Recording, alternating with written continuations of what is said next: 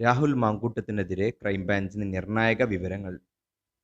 പാലക്കാട് എം.എൽ.എയും മുൻ യൂത്ത് കോൺഗ്രസ് അധ്യക്ഷനുമായ രാഹുൽ മാങ്കൂട്ടത്തിനെതിരായ ലൈംഗികാരോപണങ്ങളിൽ ക്രൈംബ്രാഞ്ചിന് നിർണായക വിവരങ്ങൾ ലഭിച്ചു.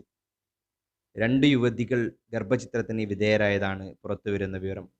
ആദ്യ ഗർഭഛിദ്രത്തിന് ഇരയായ യുവതിയും ബന്ധുവും രണ്ടാമത്തെ യുവതിയെ സഹായിച്ചുവെന്നും വിവരമുണ്ട്. ബാംഗ്ലൂരിൽ നിന്നാണ് ഗർഭഛിദ്രം നടന്നതെന്നാണ് ക്രൈംബ്രാഞ്ചിന് ലഭിച്ചിരിക്കുന്ന വിവരം. ഇത് സംബന്ധിച്ച് ബാംഗ്ലൂരിലെ ആശുപത്രി കേന്ദ്രീകരിച്ച് അന്വേഷണം നടത്തുകയാണ്. അന്വേഷണ സംഘം ഗർഭഛിദ്രം നടന്ന ആശുപത്രിയിൽ നിന്നും വിവരങ്ങൾ ശേഖരിച്ചിട്ടുണ്ട്. 2 യുവതികളിൽ ഗർഭഛിദ്രം നടത്തിയെന്നാണ് അന്വേഷണ സംഘത്തിന്റെ കണ്ടെത്തൽ.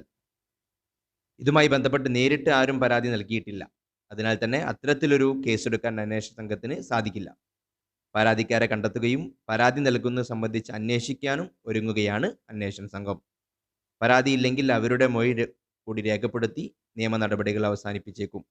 അതിന് പുറമെ എന്തെങ്കിലും തരത്തിലുള്ള സമ്മർദ്ദമുണ്ടെങ്കിൽ അത് അന്വേഷിച്ച് അവരിൽ നിന്നും പരാതി എഴുതി വാങ്ങി അന്വേഷണ സംഘം അന്വേഷണവുമായി മുന്നോട്ടു പോകും.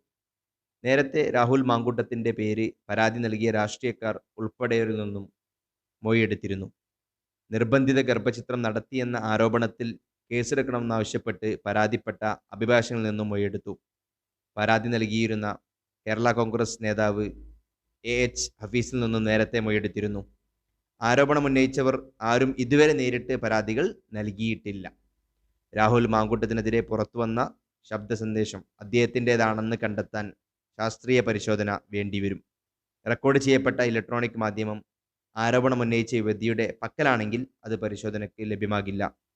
അവർ പരാതിക്കാരിയല്ലാത്തതാണ് കാരണം. അതേസമയം വിവരങ്ങൾ സ്പീക്കറെ ക്രൈംബ്രാഞ്ച് അറിയിച്ചിട്ടുണ്ട്.